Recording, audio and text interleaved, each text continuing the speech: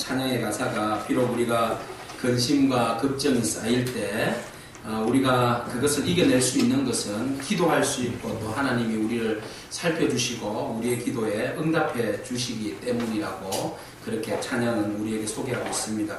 오늘 그 믿음이 우리의 고백이기를 축복합니다. 때로는 우리가 궁핍할 수도 있고 힘들 때도 있습니다. 그러나 주께서 우리를 채워주시고 선한 길로 인도하여 주실 줄로 믿습니다. 중요한 것은 우리가 그 하나님을 신뢰하는 겁니다. 우리를 붙들어 주시는 하나님, 우리의 기도를 들어주시는 그 하나님을 전적으로 신뢰하고 오늘 주님께서도 말씀하셨듯이 너희가 내 안에 거하라 하신 말씀을 우리가 가슴에 새기기를 원합니다. 우리가 주님 안에 거하기만 하면 주님께서 우리에게 구하라 그리하면 너희에게 이루어 주시리라 그렇게 말씀하고 계십니다. 그 하나님을 신뢰하기를 축복합니다. 네, 7절 말씀을 보시면 이런 말씀이 있습니다. 우리 같이 7절 말씀을 읽기를 원하는데요. 같이 읽겠습니다. 너희가 내 안에 거하고 내 말이 너희 안에 거하면 무엇이든지 원하는 대로 구하라 그리하면 이루리라. 무엇이든지 원하는 대로 구하라. 그러면 이루어지는데 그것이 어디에서? 주 안에서. 내 안에 거할 때 우리가 무엇이든지 구하면 주님께서 응답해 주실 줄로 믿습니다. 주님의 말씀 살아있는 줄로 믿습니다. 그 말씀을 신뢰하고 믿고 주님 원하시는 뜻대로 주님 안에 거하면 주님께서 우리 가운데 함께 하실 뿐만 아니라 우리의 기도에 신실하심으로 응답해 주실 줄로 믿습니다. 어떤 사람이 교회를 그렇게 다니기 싫어했답니다. 그래서 교회를 다니면서 자꾸 실정이 나더래요. 그래서 교회 가면 특히 누가 잘난 체를 하고 은근히 나를 무시하고 또 은혜도 안 되고 뭘 봉사는 그렇게 많이 하라고 그러고 헌금은 또 얼마나 많이 하라고 그러는지 또 교회는 주일이고 낮이고 밤이고 3일이고 금요일이고 새벽이고 톡톡 나오라고 그러지 성경 공부 나오라고 그러지 전도하라고 나오라고 그러지 뭐 얼마나 힘들게 하는지 아이고 교회 나가기 싫다. 그냥 내 혼자 그냥 하나님 믿는 거는 사실이니까 교회 안 나가고 사람도 보기 싫고 예배도 드리기 싫으니까 그냥 나 홀로 예배 드려야 되겠다. 그런 마음을 먹었대요. 그래서 목사님이 신방을 갔는데 그때가 겨울이었나 봐요. 때마침 난로, 갈탄 난로 있잖아요. 갈탄을 이렇게 집어넣고 그렇게 불을 떼고 있었대요. 그래 목사님이 아이고 성도님 그래 어떻게 교회를 나오기 싫어하신다면서요. 아이고 그렇게 주절주절 이야기하면서 교회 다니기 싫다고. 목사님 뭐 할 말이 있습니까? 그래서 집게 가지고 홀을 타고 있는 갈탄 하나를 쑥 뺐어요. 그리고 나서 옆에다가 탁 놨어요. 아니 목사님 왜 이러십니까? 성도님 상태가 이 상태입니다. 보니까 같이 있을 때는 홀 타서 벌겋던 갈탄이 빼니까 금방 식어서 시커매지더라는 겁니다. 성도님 아무리 싫어도 교회 안 나오면 성도님 상태가 이렇게 됩니다. 싫건 좋건 주님께 붙어 있어야지 성도님 사랑할 수 있습니다. 은혜 될 수 있습니다. 성도가 살아나는 비결은 주님 앞에 붙어 있어야 됩니다. 교회 안에 있어야 됩니다. 그렇게 설명을 했답니다. 여러분 혹시 교회 나오기 싫으신 분 있으십니까? 제가 보기 싫어서 성도님 보기 싫어서 열심히 하라고 그래서 짜증나서 교회 오기 싫은 분 있으시면 여러분 주님 보시고 나오시기 바랍니다. 나오셔야 됩니다. 주님 안에 거할 때 우리가 생명이 있고 건강하고 살아남을 수 있습니다. 여러분 끝까지 주님과 함께 더불어서 신앙생활하는 그런 저와 여러분이기를 축복합니다. 주님께 온전히 붙어 있어야 됩니다. 온전히 오늘 본문 말씀 보면 주님께서 마지막 떠나시면서 하신 설교 고별담화라고 그럽니다. 고별담화인데 두 번째 말씀을 전해주고 있어요. 우리 첫 번째 말씀은 예수님이 떠나신다는 말씀이죠. 그래서 내가 떠나면 뭐가 오신다고 그랬습니까? 성령님, 보혜사 성령님이 오실 것이다 라는 말씀을 첫 번째 담화로 말씀해 주셨습니다. 두 번째 담화는 바로 오늘의 말씀인데 예수님 안에 거하라. 네, 아주 강조하는 말씀이에요. 예수 그리스도 안에 거하라 라고 말씀하시면서 알아듣기 쉽도록 포도나무 비유로 말씀하고 계십니다. 그런데 이 포도나무 비유를 가만히 보면 우리가 생각했던 내용과 너무나도 다른 이야기를 주님께서 하고 있음을 바라봅니다. 여러분 먼저 포도나무 비유를 보게 되면 첫 번째 구절의 말씀이 굉장히 우리에게 의미 있게 와닿습니다. 예수님께서 뭐라고 말씀하셨는가 하면 1절 말씀을 같이 읽도록 하겠습니다. 나는 참 포도나무요 내 아버지는 농부라. 예수님은 포도나무고 아버지는 농부라고 말씀하고 있습니다. 예수님께서 너희가 내 안에 거하라 할 때에 아버지는 빼도 됩니다. 농부는 빼도 되지 않습니까? 내가 포도나무고 너희가 가지니까 붙어 있기만 하면 내 안에 거하기만 하면 너희가 열매를 맺을 수 있다라고 얼마든지 전제로 명제를 말씀드릴 수 있습니다. 그런데 오늘 본 말씀 처음 시작에 내 안에 거하라고 말씀하시면서 하는 비유의 말씀에 내 아버지는 농부다 라고 말씀하고 있습니다. 그러면 농부의 역할을 우리가 한번 돌아보기로 원합니다. 밭을 읽었습니다. 포도나무를 심었습니다. 농부의 역할입니다. 포도나무가 자기 마음대로 그냥 심기고 싶어서 심는 건 아닙니다. 누군가가 심는 손길이 있습니다. 심었으면 그대로 자라지는 않습니다. 물론 내버려 두면 방임해버리면 자라기야 자라겠죠. 그러나 좋은 나무로 성장할 수 없습니다. 좋은 열매를 맺을 수가 없습니다. 그러면 좋은 나무로 좋은 열매를 맺기 위해서는 농부가 가지치기도 해줘야 되고 또 병들어 있는 잎은 따줘야 되고 벌레는 잡아줘야 되고 거름을 줘야 되고 물을 줘야 됩니다. 지극정성으로 신경을 써서 키워야지만이 포도나무가 잘 자랄 수 있는 겁니다. 그렇다면 포도나무가 자라서 열매를 맺는 것은 모두 누구의 덕입니까? 농부의 덕입니다. 농부의 덕입니다. 우리가 여기에서 한번 생각해 봐야 됩니다. 열매가 자라서 열매를 맺는 것이 가지가 좋아서 스스로 열매를 맺는 법이 없다는 겁니다. 오늘 우리가 살아갈 때에 좋은 열매 맺기를 원하고 좋은 수확을 거두기를 원하는 것이 우리의 마음입니다. 그러나 가만히 보면 내가 잘나서 거둔 건 하나도 없습니다. 오로지 농부가 때에 따라서 물을 주고 가꾸고 돌볼 때에 비로소 우리 안에 열매가 맺히는 겁니다. 그래서 오늘 본 말씀에 우리에게 주시는 이 말씀을 우리가 다시 한 번 더 마음에 새기기를 원하는데 나는 참 포도나무여 내 아버지는 농부라 하신 그 말씀 신실하신 하나님 농부이신 하나님께서 독생성자 예수 그리스도를 통하여서 우리에게 가지에 접붙임을 주시고 그 안에서 우리로 하여금 열매 맺게 하셨다는 사실입니다. 이 포도나무 비유를 통하여서 우리가 누구인지 하나님은 우리를 어떻게 키우셨는지 어떻게 열매를 맺게 하시는지를 우리에게 보여주고 있습니다. 농부가 포도나무 원나무에 가지를 하나 접붙여 주었습니다. 가지는 떨어져 있으면 생명은 없습니다. 그런데 나라는 가지를 예수 그리스도에 접붙였습니다. 그 접붙이는 것은 무엇으로? 예수 그리스도의 보혈입니다. 예수 그리스도의 보혈로 우리를 접붙여 주셔서 생명을 주셨습니다. 그래서 예수 그리스도에게 우리가 가지가 달려있음으로 인해서 길과 진리요 생명이신 예수 그리스도의 영양분을 자양분을 우리에게 공급해 주셨습니다. 그리고 우리가 그것을 먹음으로 인하여서 비로소 우리로 하여금 열매 맺게 하신 겁니다. 이것이 누구의 역할입니까? 농부의 역할입니다. 신실하신 농부 하나님께서 우리를 예수 그리스도에게 접붙이지 아니하면 우리에게는 생명이 없습니다. 오늘 본문 말씀에서 열매를 맺는다는 것은 생명을 이야기하는 겁니다. 열매를 맺는다. 열매는 생명이 있어야 맺을 수 있습니다. 그 생명은 예수 그리스도에게 접붙일 때만이 비로소 그 생명은 얻어지는 겁니다. 오늘 우리의 열매는 생명으로 인하여서 열매가 맺히며 그 생명은 예수 그리스도께 접붙임으로 인하여서 생명이 있는 것이고 그 생명은 어디로부터 온 겁니까? 농부이신 하나님의 은혜로 선물인 줄로 믿습니다. 그러므로 우리는 농부에게 감사해야 합니다. 농부이신 하나님께서 신실하신 그 하나님께서 우리에게 생명 주시고 그 생명으로 인하여서 우리로 하여금 살게 하시고 열매 맺게 하신 그 하나님. 그래서 우리는 하나님 앞에 절대로 교만할 수 없습니다. 나 잘난 체하면서 살아갈 수 없습니다. 모든 것이 내가 잘해서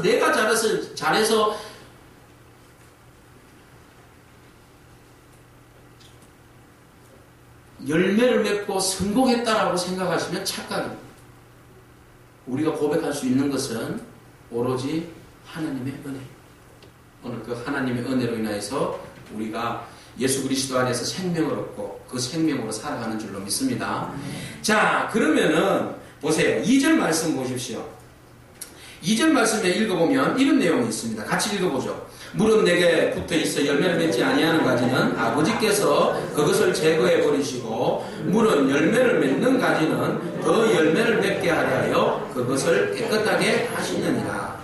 아니 앞에서 아버지는 농부라고 좋은 아버지 좋은 농부라고 말했는데 근데 2절에 와서 가지가 열매를 맺지 않으면 제거해 버리신다는 말씀을 보게 됩니다.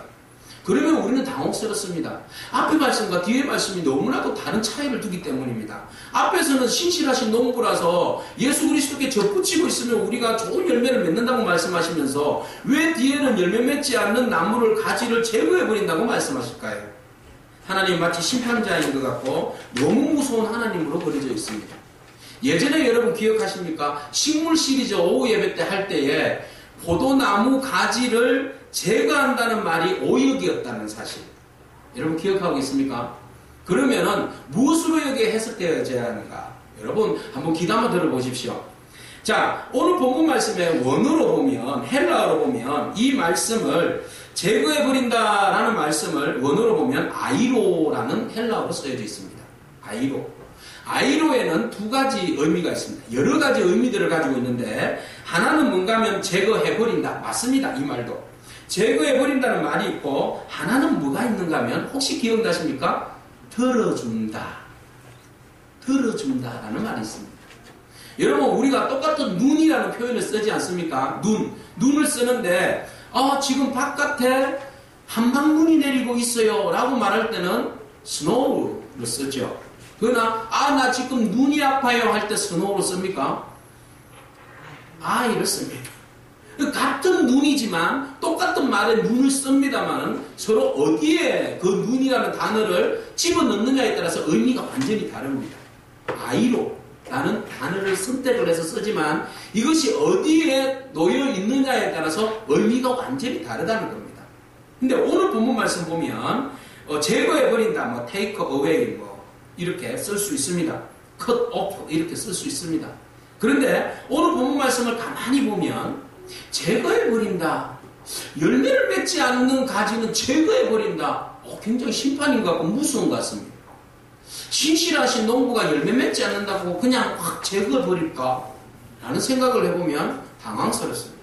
그러나 이스라엘의 농경 문화의 아름다운 그림을 한번 떠올려보면 이해가 갑니다. 뭔가 하면 오늘 우리가 포도원 그러면 콘크리트 기둥을 잘 세워놓고 Y자 기둥을 잘 세워놓고 나무가 쭉 올라가게 해서 가지가 철사줄을 쫙 이어져서 열매가 주릉주릉 맺히는 것을 상상합니다. 그러나 이스라엘의 포도원을 이걸 상상하시면 안 됩니다. 2000년 3000년 전에 이스라엘 포도원은 대체로 철사도 귀합니다. 그래서 그냥 넝쿨이 그냥 자라서 올라와서 옆으로 이렇게 퍼지게 되어 있습니다. 그러다가 우기를 만나게 되는데 꽃이 피고 열매가 막 열리기 시작할 때 땅에 붙은 녀석들은 섭기 때문에 열매가 망치게 됩니다. 어떤 나무들은 열매를 맺지 못합니다. 가지가 열매를 맺은 것들은 또 이것이 살려고 하기 때문에 가지에서 뿌리가 내려집니다. 뿌리가 내려져서 잔뿌리들이 땅에다가 뿌리를 내리게 됩니다. 그러면은 열매가 제대로 열리지도 않고 또 다른 것들이 또 이렇게 자라려고 하는 영양분들을 다 빨아먹게 됩니다. 이렇게 되면 포도나무에 온전한 열매를 맺을 수가 없습니다. 그러면 농부가 하는 일이 있습니다. 착한 농부는 상태를 보고 상황을 보고 습기로 인해서 물에 젖어져서 아직까지 이것이 싹이 제대로 나지 아니하는 것들은 어떻게 해야 됩니까? 털어줘야 합니다. 나지 않는다고 해서 그냥 사정없이 톱 가져와서 싹 잘라서 버린다든지 그렇게 하지 않는다는 겁니다. 우리의 생각은 나지 아니한 것은 그냥 잘라서 버린다고 생각을 합니다. 그러나 신실한 목자는, 좋은 목자는 절대로 버리지 않고 가능성을 봅니다. 잘 자랄 수 있도록, 열매 맺을 수 있도록 그 길을 열어줍니다. 그래서 가지를 털어다가 돌을 이렇게 놓아주면 이 가지가 다시 제대로 자라서 열매를 맺게 되는 거죠. 그리고 열매가 맺어지 있지만 장가지로 인하여서 뿌리가 내려진 것들은 이렇게 뿌리를 잘라줍니다. 그리고 다시 그 원줄기가 잘 열매를 맺을 수 있도록 극상품이 되어질 수 있도록 감당해 주는 것이 농부의 역할입니다. 그러면 이런 농부의 풍습을 농경 생활에 어떤 이런 것들을 마음에 기초 지식으로 가지고 이 말씀을 다시 한 번 더 읽어본다면 이 말씀이 두려움보다는 희망이요, 감사요, 기대요, 은혜로 와닿게 됩니다. 자, 그러면 다시 말씀을 생각하면서 들어서라는 말을 우리가 생각하고 다시 이 본문 말씀을 한번 읽어보겠습니다. 어떤 은혜가 오는지 같이 읽어보죠. 물은 내게 붙어 있어 열매를 맺지 아니하는 가지는 아버지께서 그것을 제거해 버리시고 들어주시고 물은 열매를 맺는 가지는 더 열매를 맺게 하려 하여 그것을 깨끗하게 하시느니라. 열매를 맺지 않는 것들은 들어서 열매를 맺게 하시고 열매를 맺은 것은 더 좋은 상품을, 극상품을 내도록 깨끗하게 해 주시느니라. 오늘 하나님께서 우리에게 오셔서 주시는 말씀인 줄로 믿습니다. 우리가 주님 보시기에, 농부 보시기에 아이고 이 녀석은 열매를 맺지 못하네, 가지만 있네, 그러면 확 잘라서 그냥 불에 태워버릴까? 이게 아니라 아이고 열매를 맺을 수 있도록 내가 잘 방향을 잡아줘야 되겠다 하고 주님께서 우리의 영혼을 만져주시고 치료해주시고 채워주시는 줄로 믿습니다. 그 하나님이 좋은 농부입니다. 그 하나님이 우리의 아버지 되십니다.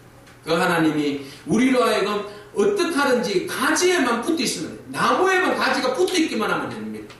내가 붙어 있기만 하면 누가? 농부가 알아서 우리를 열매 맺을 수 있도록 역사해 주신다는 겁니다. 내가 싫어서 내가 이대로 있다가는 열매도 못 맺고 아이고 나는 소외됐어, 나는 아무것도 아니야, 나는 그냥 아무런 능력도 없고 열매도 맺지 못하는 가지야 하고는 자기 스스로가 그냥 나무로부터 뚝 잘라져 버리면 그 가지는 진짜로 여기에 나오는 말씀처럼 6절 말씀 보십시오. 6절 말씀은 바로 이런 현상을 이야기합니다. 같이 읽겠습니다. 사람이 내 안에 거하지 아니하면 가지처럼 밖에 버려져 마르나니 사람들이 그것을 모아다가 불에 던져 사르느니라. 진짜 주님 안에 거하지 아니하면 단서예요. 붙어있는 가지는 열매를 맺지 않는다 할지라도 그것을 열매 맺을 수 있도록 농부가 잘 손을 봐줍니다. 그러나 붙어있지 않는 가지는 어떻게 합니까? 모아다가 그냥 풀에 던져 버린다. 우리가 이 말씀을 바라보실 때에 먼저 들어서 제대로 자라게 하시는 하나님의 은혜를 빼놓고 보니까 문제가 되는 거예요. 그래서 열매 안 맺었다 심판, 열매 맺었다 칭찬, 이게 아니라는 겁니다. 헛백의 논리가 아니라 하나님께서는 예수 그리스도에게 붙어있기만 하면, 우리가 주의 이름만 부르기만 하면, 주님 안에 거하기만 하면, 비록 우리가 열매 맺지 못한 인생이라 할지라도 하나님께서 우리를 변화시켜 주시고 은혜 주시고 능력 주시고 성령 안에서 선한 열매를 맺을 수 있도록 은혜를 베풀어 주실 줄로 믿습니다. 그러므로 우리가 해야 할 일은 있어요. 뭡니까? 버텨야 됩니다. 끝까지 버텨야 됩니다. 주님 곁을 떠나서는 안 됩니다.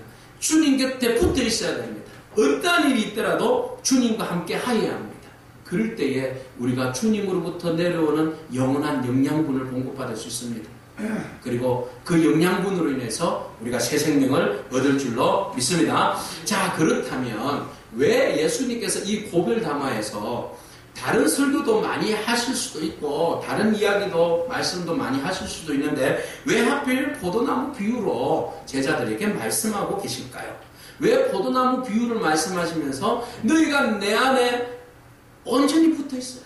단단히 붙어있어요. 왜 주님께서 제자들에게 포도나무에 가지가 붙어있어서 열매를 맺는 것처럼 너희들이 어떻게 하든지 나에게 붙어있을 것을 이 비유를 통해서 말씀하고 계시는가 말이죠. 왜겠습니까? 여러분, 곧 예수님은 몇 시간 후면 로마 병정들에게 잡혀가게 돼요. 체포당합니다. 그리고 가진 고난을 목요일 밤부터 금요일까지 가진 고난을 당하시고 금요일 오후에는 십자가에 못 박혀서 돌아가시게 되어 있습니다. 만왕의 왕으로 오신 예수님, 며칠 전만 해도 개선 행진을 하면서 나귀를 타고 오신 예수님께 호산나 외치면서 우리를 구원해달라고 부르시던 사람들. 그런데 불과 4일 만에, 5일 만에 예수님이, 왕으로 오셨던 예수님이 십자가에서 처절하게 못 박혀 죽게 됩니다. 돌아가시게 됩니다. 기대했던 모든 사람들이 어떤 마음이 있겠습니까? 순식간에 흩어지겠죠. 아, 우리가 잘못 짚었구나. 욕하면서 떠나가 버리겠죠. 제자들 3년 동안 주님과 함께 동행했지만 그들이 얼마나 그 일로 인해서 두려워하고 떨고 무서워하겠는가 말입니다. 예수님을 처형한 바리새인들이, 종교 지도자들이 예수님을 따랐던 사람들을 내버려 두겠습니까? 찾을 겁니다. 예수님께서 잡히시던 그날 밤 모두가 다 흩어진 이유는 그들이 목숨을 부지하기 위해서입니다. 예수님을 따라서 그들은 성공하고 싶었지만 예수님으로 인하여서 오히려 자기들이 해를 입을까봐 그 사람들은 모두가 다 예수님을 버리고 떠난 겁니다. 그 사실에 대해서 예수님은 다 예언했음에도 불구하고 그들은 끝까지 의리를 지키겠다고 말했음에도 불구하고 그들은 모두가 다 떠나가게 됩니다. 그들은 공동체 안에서 출교당하는 것이 얼마나 큰 고통이고 무서움인지 알고 있습니다. 여러분, 예전에 예수님을 믿는 가정에 예수님을 믿겠다고 했을 때에 막 부모로부터 박해받은 사람들의 이야기를, 간증들을 종종 듣지 않습니까? 그러면은 막 성경 책도 찍고 막 두들겨 패기도 하고 뭐 하여튼 별 일을 다 당하면서까지 교회를 갔습니다. 그때 하는 말씀이 있습니다. 위협하는 부모들의 말이 있습니다. 뭡니까? 너 호적에서 판다. 그죠? 빨간 줄 꺾겠다는 말이죠. 그 이야기를 들으면 아이고 호적에서 파지 마십시오. 그렇게 해서 나 교회 안 가겠습니다 하는 사람이 있는가 하면 팔 테면 파십시오 라고 말하는 사람도 있습니다. 여러분, 호적에서 파면요, 친척 간의 모든 행사는 단절입니다. 아버지라 부를 수도 없고 어머니라 부를 수도 없고 가족의 생일이나 뭐 제삿날이나 참여할 수 없고 명절도 참여할 수 없습니다. 여러분, 친척으로부터 가족들로부터 고립되는 그 외로움이 얼마나 큰 줄 아시죠? 이 시족 공동체 안에서 종교가 하나인데 유대교인데 여기에서 출교당한다는 것은 사형선고하고 똑같습니다. 이 일이 지금 예수님을 따름으로 인해서 제자들이 앞으로 당하게 될 일입니다. 실질적으로 90년도에 예수님 돌아가시고 난 다음에 90년도에 양리아 종교회의를 유대인들이 열어가지고 기독교인들을 출교시켰습니다. 그런 엄청난 일이 벌어지게 되고 또 이 요한복음이 거의 90년경에 쓰여졌기 때문에 이 내용들이 그들에게 있어서는 너무나도 절실한 상황이기도 합니다. 출교당하게 되어 있습니다. 자, 이런 상황에서 여러분, 제자들이 얼마나 겁이 나겠습니까? 흩어질 것이 뻔합니다. 자, 이런 상황에서 너희들이 나의 제자로 따르고 나의 제자로 따름으로 인해서 오는 고통이 너무 심할 텐데, 출교당하고 공동체로부터 완전히 버리움을 당할 텐데, 그럼에도 불구하고 너희들이 나에게 붙어 있겠느냐? 혹독한 어려움이 오는데 그때 나에게 붙어 있겠느냐?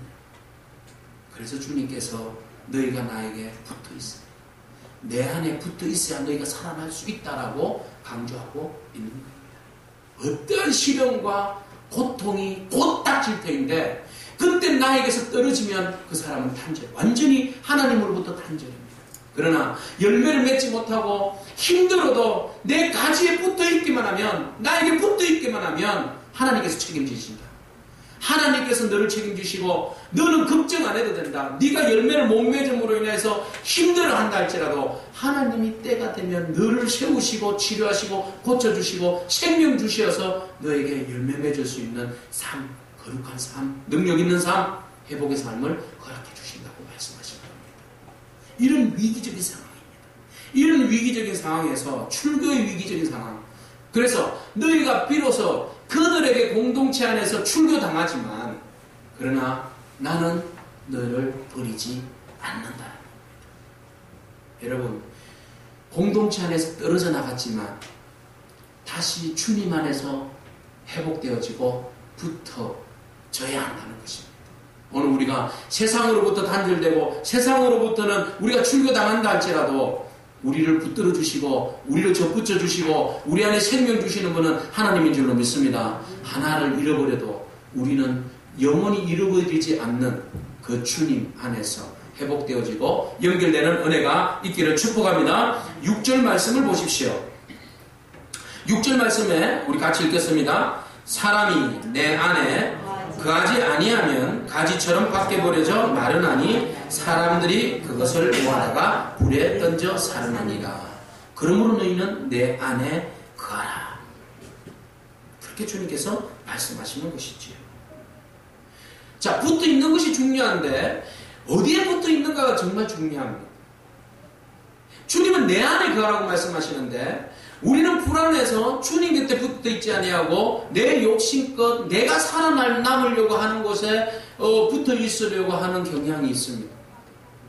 예를 들어서 이런 겁니다. 나이아가라 폭포에 저 위에 상류에서부터 양 한 마리가, 죽은 양 한 마리가 떠내려옵니다.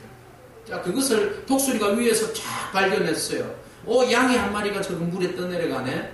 근데 나이아가라 폭포를 잘 아시죠? 조금 있으면 엄청난 낭떠러지가 떨어지는. 그래가지고 저 상류에 지금 양이 동동 떠내려오니까 아이고 오늘따라 왜 이렇게 먹잇감이 있냐 하고는 순식간에 날라와서 양 위에 앉았습니다. 떠내려가는 양 위에 앉았어요. 그리고 예리한 부리로 양의 그 맛있는 부위를 찍어다가 맛있게 냠냠냠냠 먹고 있었어요. 그러면서 눈짓을 봅니다. 이래 보니까 저기 폭포가 나타났구나. 조금만 더 맛있게 먹다가 내가 얼마나 날렵한가. 떨어지는 그 순간에 슉 날아가야지. 그리고는 먹었어요. 먹으니까 너무 맛있는 거예요. 맛있으면 중독해. 그죠? 무뎌집니다. 아시죠? 빠지면 무뎌지게 돼 있어요. 그래서 너무 맛있게 먹다 보니까 조금만 더 먹다가 날아가야지, 조금만 더 먹다 날아가야지. 그러고 나서는 순간적으로 양이 폭포로 뚝 떨어지는 순간에 싹 날아가고 했는데 몸이 무거워가지고 때를 놓친 겁니다. 순식간에 그냥 곤두박질 당해가지고 지금도 그 나이가 폭포 밑에서 못 나오겠습니다. 어디에 붙어 있는가? 무엇을 먹고 있는가? 놓아야 할 땐 놓을 줄 알아야 되는데 붙어 있는 것이 다 좋은 것만은 아닙니다. 어디에 붙어 있는가가 중요합니다. 어떤 것은 잘못 붙어 있음으로 인해서 우리의 생명을 잃어버릴 수도 있어요. 그러나 예수 그리스도에게 붙어 있는 인생은 절대로 손해보는 인생 아니에요. 예수 그리스도에 붙어 있는 인생은 살아날 줄로 믿습니다. 비록 시들어가는 인생이라 할지라도 주님께 접붙인 인생은 누가 책임져 주십니까? 하나님이 책임져 주십니다. 자, 그렇다면 예수님께서 끊임없이 강조를 합니다. 너희가 내 안에 거하라. 내 안에 거하라. 내 안에 거하라. 뭐 어떤 유익이 있어서 내 안에 거하라고 말씀하시는 건지 우리가 하나님 말씀을 함께 보기를 원합니다. 주님께서 내 안에 거하면 너희에게 주는 유익이 한 4가지, 5가지로 소개하고 있습니다. 첫 번째는 내 안에 거함으로 인해서 열매를 맺는다고 말씀하십니다. 여러분 5절 말씀을 같이 읽도록 하겠습니다. 같이 읽을까요? 나는 포도나무요 너희는 가지라. 그가 내 안에 내가 그 안에 거하면 사람이 열매를 많이 맺나니 나를 떠나서는 너희가 아무것도 할 수 없음이라. 예수 그리스도 안에 거하면 열매를 맺는다. 그 열매는 제가 말씀드렸습니다. 생명을 얻는다는 겁니다. 그 생명을 얻는 것이 내 노력으로 얻어지는 것이 아니라 온전히 하나님의 은혜입니다. 내가 예수 그리스도 안에 거하기만 하면 그는 생명을 얻고 열매를 얻는데 그 생명이 있어야 열매를 얻는 거 아니겠습니까? 생명 없는 것이 무슨 열매를 맺겠습니까? 내가 예수 그리스도 안에 거하기만 하면 생명이 내 안에 그대로 이어짐으로 인해서 내 삶에 열매를 맺게 되어 있다라는 겁니다. 이 열매는 어떤 열매일까요? 하나님이 기뻐하시는 우리의 삶의 온전한 열매들이겠죠. 자, 그렇다면 두 번째로 보십시다. 예수 그리스도 안에 거함으로 인해서 생명의 열매를 맺는다고 그러는데 두 번째로는 어떤 유익이 있는가? 두 번째는 구하는 대로 얻게 된다고 했어요. 구하는 것을 얻게 되는데 7절 말씀을 보십시오. 같이 읽어보겠습니다. 너희가 내 안에 거하고 내 말이 너희 안에 거하면 무엇이든지 원하는 대로 구하라. 그리하면 이루리라. 아멘. 아멘. 우리가 예수 그리스도 안에 거하면 생명을 얻고 열매를 맺게 되는데 이 생명을 얻고 열매를 얻게 되는 것은 무엇을 이야기하는가 하면 예수 그리스도와 온전한 인격적인 관계를 맺을 수 있다는 겁니다. 내가 예수 그리스도의 피를 받으면 내 몸에 누구의 피가 흐릅니까? 주님의 피가 흐릅니다. 그러면 내 생각에는 누구의 생각이 돕니까? 주님의 생각이 돌게 되어 있습니다. 그죠? 내가 아니라 내 속에는 하나님이 나를 온전히 다스리시고 나를 이끌어 가시는 거죠. 내 안에 생명이 있고 내가 예수 그리스도와 깊은 교제를 나눔으로 인하여서 우리는 주님의 뜻을 알게 됩니다. 주님이 기뻐하시는 뜻, 주님이 하나님 앞에 구하시고 간구했던 뜻들을 우리는 알고 깨닫게 됩니다. 그러면 우리의 기도가, 내 기도가 어떻게 바뀌겠습니까? 주님의 기도로 바뀌죠.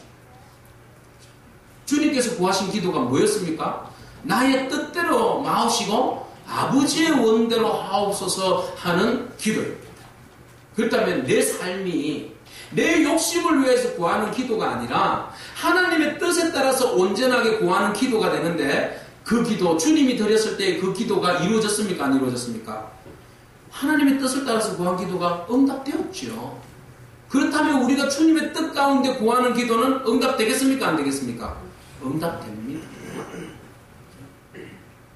이만큼 지금 우리가 가지로서 주님께 붙어 있으면 생명이 있고, 그 생명으로 인하여서 우리가 구하는 대로 얻게 되는 놀라운 은혜가 있게 되는데, 그 구함은 쪼잔한 우리 생활 속에서 구하는 그런 수준 낮은 구함이 아니라 주님의 뜻과 같은 하나님의 마음을 닮은 그 구함으로, 성숙한 구함으로 나아가게 되는 겁니다.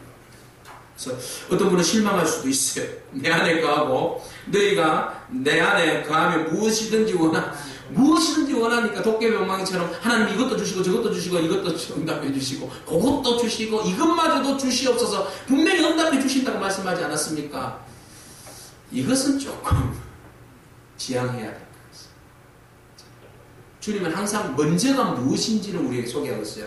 먼저는 하나님의 나라와 의를 구하라. 그리하면 너희에게 필요한 것들을 더하시리라. 할렐루야. 더하십니다. 먼저 우리가 무엇을 먼저 구해야 할 줄을, 먼저 우선순위를 어디에 두느냐가 중요합니다. 그 우선순위는 내 안에 예수의 생명이 있을 때 가능합니다. 내가 예수 안에, 예수 그리스도와 함께 접붙여 있을 때 가능합니다. 생명이 내 안에 있을 때 우리가 무엇을 구할 것인지 분명한 선을 긋게 되는 겁니다. 자, 그러면 하나님의 뜻을 구하는 자에게, 하나님의 응답을 받는 자들에게 무엇이 이루어지겠습니까? 기쁨 충만입니다. 자, 보십시오. 주님 안에 가는 자들이 취하는 것이 11절 말씀 보시면 주시는 은혜가 있는데, 그것을 우리는 이렇게 소개를 하고 있습니다. 주님께서. 자, 11절 말씀 같이 읽겠습니다. 내가 이것을 너희에게 이름은 내 기쁨이 너희 안에 있어 너희 기쁨을 충만하게 하려 함이라. 아멘. 생명이 우리 안에 있고, 그 생명으로 인하여서 우리가 구하는 것을 얻을 수 있고, 구하는 것을 얻어짐으로 인하여서 우리에게는 무엇이 옵니까? 기쁨이 옵니다. 누구로부터 오는 기쁨입니까? 하나님으로부터 오는 기쁨입니다. 자, 이 기쁨은요, 평화하고 조금 다른 개념입니다. 주님께서 먼저 우리에게 있어서 너희 가운데 평안이 있으라, 그렇게 말씀하셨죠. 이 평안은 주님께서 성령 안에서 주시는 내적 기쁨입니다. 내적 위로죠. 평안한 상태입니다. 그것은 겉으로 잘 드러나지는 않습니다. 그러나 이 평안이 바뀌어서 외부적으로 표출되어질 때는 기쁨으로 표출되어지는데, 이 기쁨은 표가 납니까 안 납니까? 나죠. 그죠? 기쁜 모습은 표가 얼굴에 드러나는 겁니다. 그냥 기쁜데 가만히 있어 보시죠. 이래 있으면 이거는 억지춘향이죠. 여러분, 재밌는 이야기 듣거나 막 그러면, 안동 사람들은요, 교회에서 아무리 목사 웃긴 이야기 해도요, 이러고 있어요. 그러고 나서는 집에 가가지고는 막, 목사 진짜 웃기네, 이래요. 예? 아니, 웃으라고는 막 웃어야죠. 근데 막 입을 막 깨물어가면서 막 이렇게 참아요. 여러분, 기쁨이 넘치면 표현해야 됩니다. 오늘 주께서 우리에게 주시는 기쁨이 넘치는 줄로 믿습니다. 그러면 웃으셔야죠. 우리 안에 주께서 허락해 주신 참된 기쁨이 넘칠 줄로 믿습니다. 그것은 생명이 붙어 있을 때, 비로소 우리가 하나님의 은혜를, 하나님의 뜻을 구할 때, 그름으로 인해서 이루어지는 걸 볼 때에 기쁨이 오는 거예요. 내 욕심으로 인하여서 내가 구하는 그 작은 욕심으로서 오는 기쁨은요, 금방 지나가잖아요. 그것은 또 다른 욕심으로 와서 기쁨이 계속 이어지지 않아요. 잠깐, 아유, 좋아라. 그랬는데 조금 지나면 좀 식어버려요. 아유, 더 욕심. 아유, 더 큰 거 구할 걸. 더 큰 걸 구할 걸. 이렇게 되는 겁니다.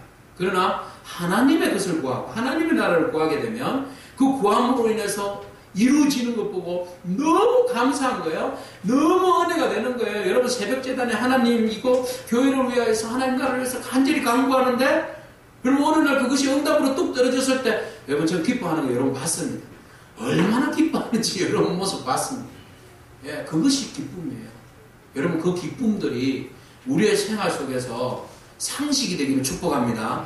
늘 언제나 우리의 삶을 통해서 넘치기를 축복합니다. 자, 그러면 그 기쁨이 충만한 사람, 늘 언제나 예수 안에서 솟아나는 기쁨이 충만한 사람에게 또 주시는 은혜가 있는데 그것은 뭔가 하면 그리스도와 친구가 되게 한다고 했습니다. 이것은요 굉장히 큰 충격입니다.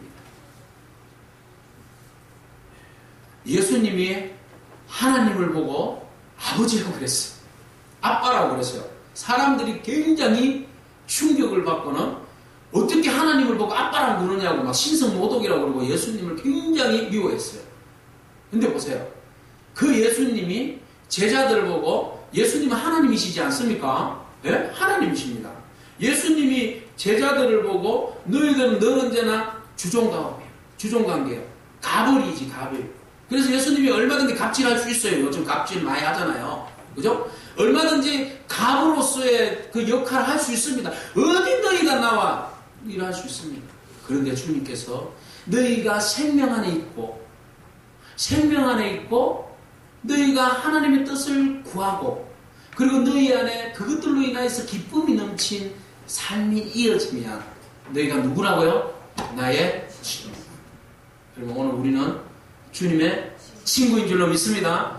친구는 상호 관계에 있어서 아주 친밀한 관계잖아요. 상하 구조가 아니에요. 평등 구조예요. 그래서 뭐 무시하는 그런 구조가 아니라 늘 언제나 옆에 가까이서 함께 호흡하고 함께 마음을 쏟아주고 위로해주고 축복해주고 함께 가는 자리가 친구입니다. 여러분 주님이 나의 친구로서 내 옆에 계시는 은혜를 느껴집니까?